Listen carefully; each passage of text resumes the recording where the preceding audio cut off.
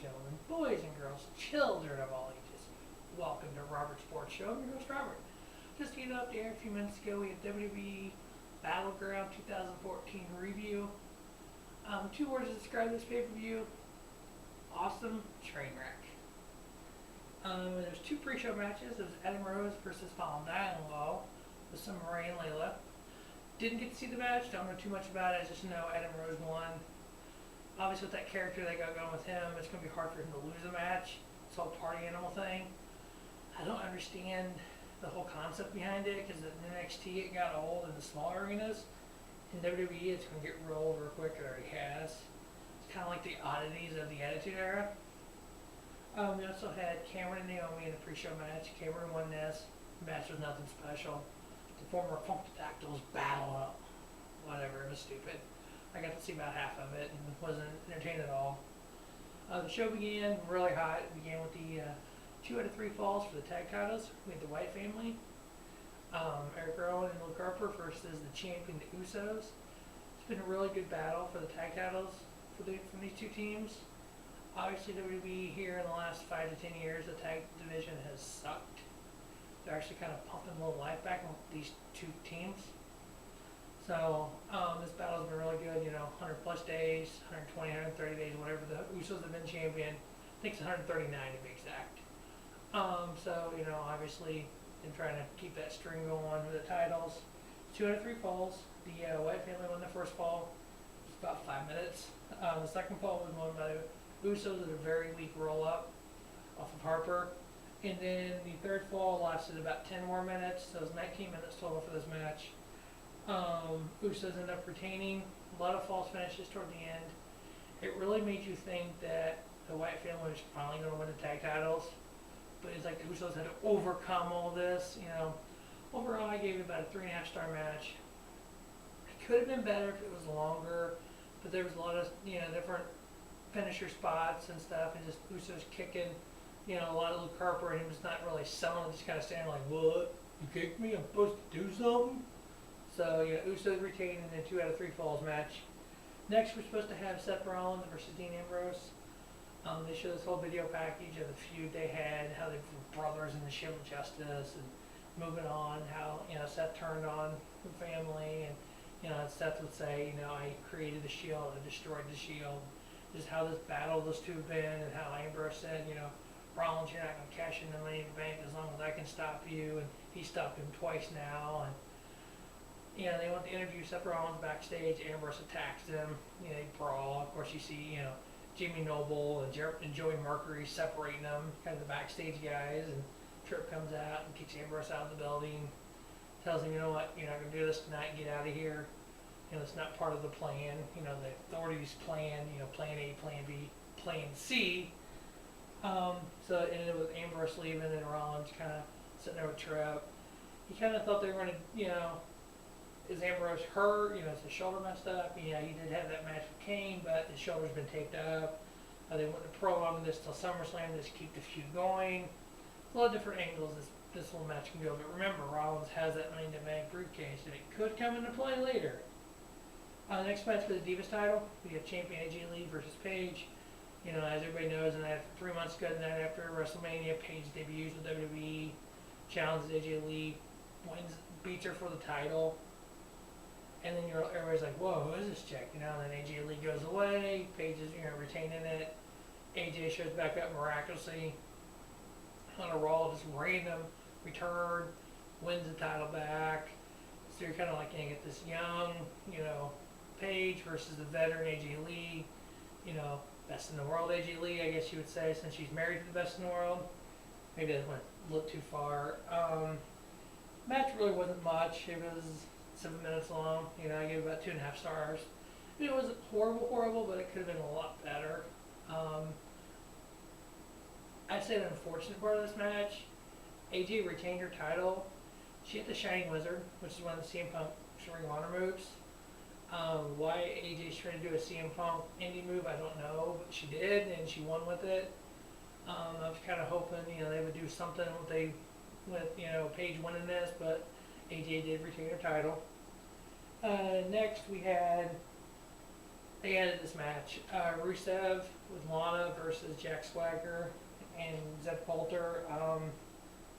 You had Lana out there, Lana, whatever her name is, with Rusev just talking and talking and talking. It's like, this is not a Raw, this is a pay-per-view, shut up. And this whole big thing about Russia, and she brought up the, Malaysian aircraft that got shot down. She brought that up, and, Swagger comes out, "We the people," and Zeb Coulter says, "Deep, deep, deep, deep," What just kills me about this is Rusev is not even from Russia. He's actually from Bulgaria, but he's supposedly from Russia, but he lives in. It's just like, really? It reminds me a lot of the Vladimir Kozlov of about 5-6 years ago. He needs to go away. I mean, Swags can be a lot better than this. Yeah. It didn't really do a whole lot. I just saw the USA chants, and Rusev ended up winning. It's kind of a weird ending to it. It didn't count out. Swagger had Rusev in the Patriot lock. He ended up getting to the ropes. He goes on the outside and puts him in the Patriot lock on the outside.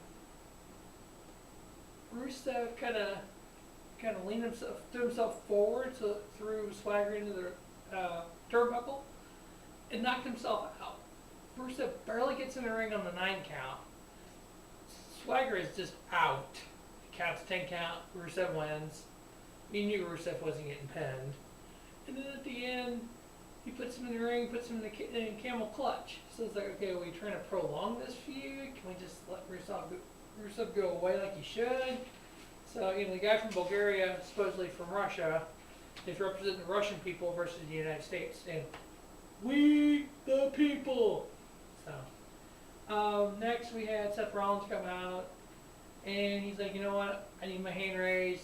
Ambrose forfeits this match, demands the referee raise his hand, so the referee raises his hand, the winner of the match by forfeit, Seth Rollins. Rollins goes to get out of the ring, Ambrose comes out and attacks him. They brawl outside the ring, they brawl into the crowd. What was the point in not even having this match at this point? So, they kick Ambrose out, and he leaves. And it's like, okay, well, we're sitting there going, what was the point in this? Why didn't we have this match if they're going to just do this stupid stuff? So then the promo start for the next match was Bray Wyatt versus Chris Jericho. Alright, they really it seems like they're really high on Bray Wyatt right now. If you know Jericho, if you've seen it earlier, so just the whole character of this Wyatt family, and just it's like the dark and how this the storytelling that Bray Wyatt does, and his promos he's had with Jericho. It's like you really want this match to go. They give it 15 minutes. It says about a 3-star match. Obviously, the longer these matches go, the higher star they would be, or the better they're going to be. This match, it was actually better than that, I thought, but it ended so weird. Quick code breaker, boom, 1, 2, 3. So it left us going, what just happened here? Why did it end like that? So hopefully they continue this feud at SummerSlam and do something else with it, kind of keep building it up a little bit, maybe have Wyatt win and then keep doing something with him, but we'll see what happens. And after this match gets over, you see Seth Rollins walking out of the back with his rolling suitcase and 2 security guards.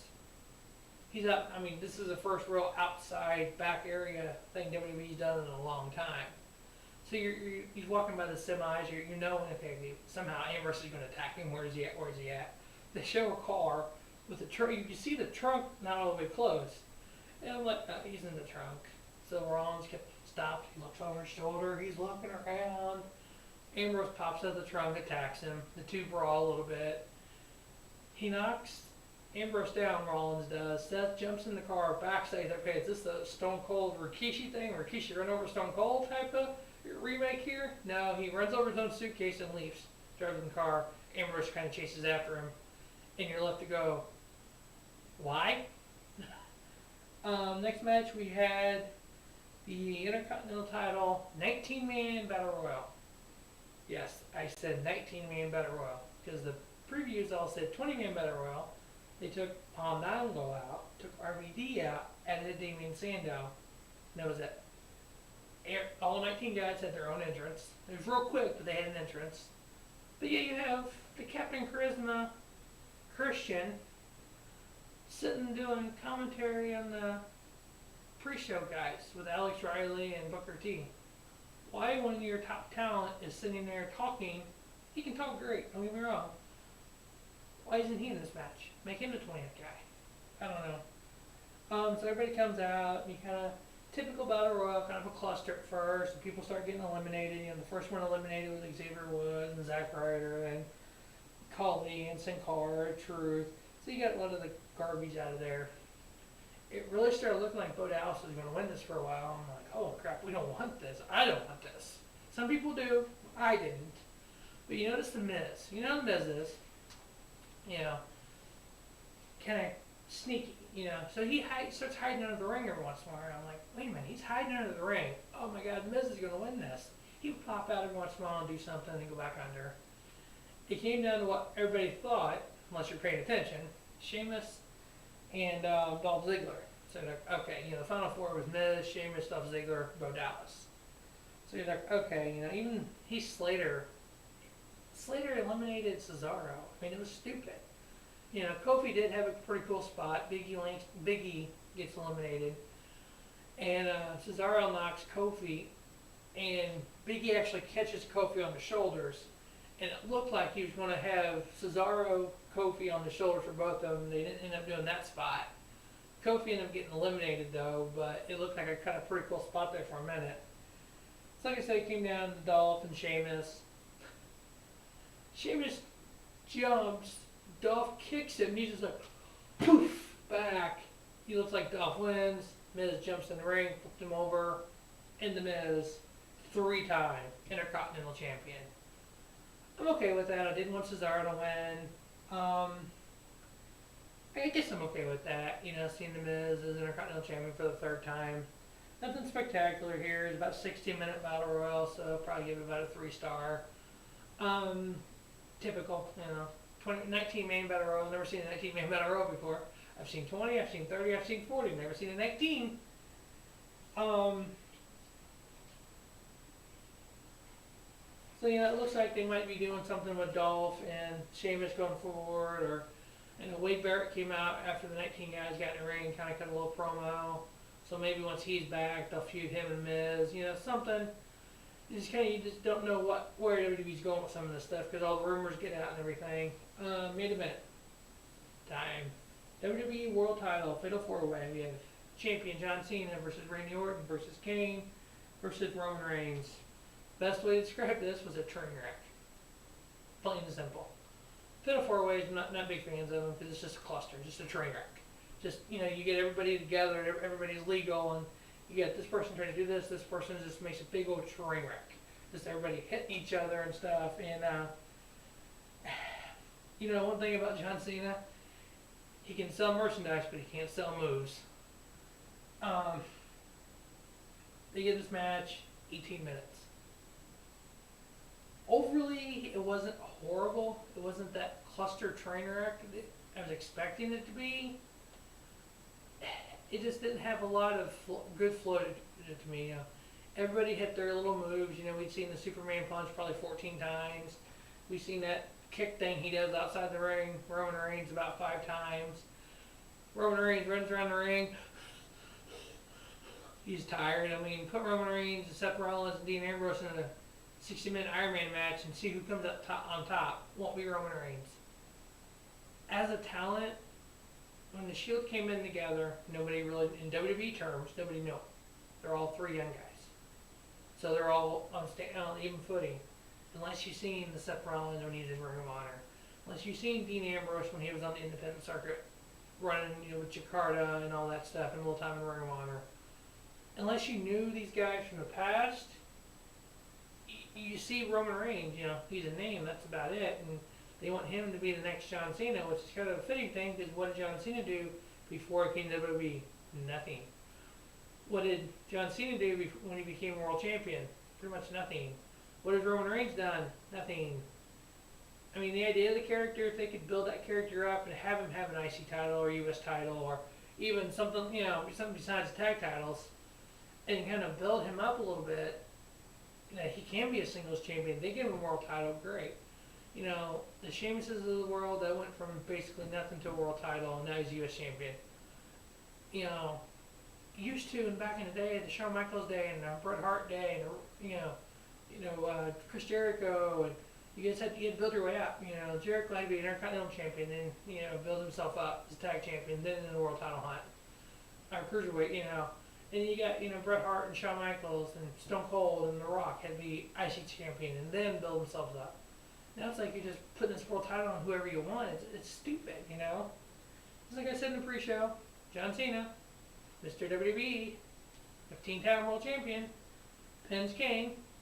There's a lot of false finishes. It kind of looked like a little while Reigns was going to win, but ended up being Cena. They're trying to, they had the whole thing, little punch session between Cena and Reigns. And every time Reigns was somebody, the crowd would go, yay! Cena hit him, boo! Kind of like I said in the pre-show. It's like Cena is kind of that tweener where certain people like him, certain people don't, but Reigns is trying to build up as that face. John Cena's supposed to be going away to film a movie. He's not supposed to be on Raw. You're going to have a Raw after a pay-per-view without your world champion. So we thought, at this point, once Cena won, we're like, okay, there's still about 11 minutes left. Is what's going to happen? Is Plan C going to happen? Is Vince going to bring Lesnar and Heyman out and attack Cena? Maybe have Rollins cash in? We were kind of waiting for that. Waiting for maybe, Rollins to come out and try to cash in. Nothing happened. Cena wins, walks to the back. We're like, okie dokie. So, like I said, it was an awesome train wreck overall. Not the greatest pay-per-view in the world, not the worst pay-per-view in the world. If you've seen it, I'll know what I mean. If you haven't seen it, check out, WWE Network and take a look at it. Overall, I guess I'd probably give it a 7 out of 10. It could have been a lot worse. We've had a lot worse pay-per-views from WWE, but we've had a lot better. We'll see what happens on Raw. Lesnar's supposed to return. Whoop whoop. Set up the Lesnar-Cena match at SummerSlam. Probably set up Kane and Randy, it looks like. Got a little dissension going on there. Probably Dolph and Miz for the US for the IC title. Probably Sheamus and Kofi or Cesaro or something for the US title. Probably rematch it for the tag titles. They're looking at Reigns winning the Royal Rumble and doing Lesnar and Reigns for Mania.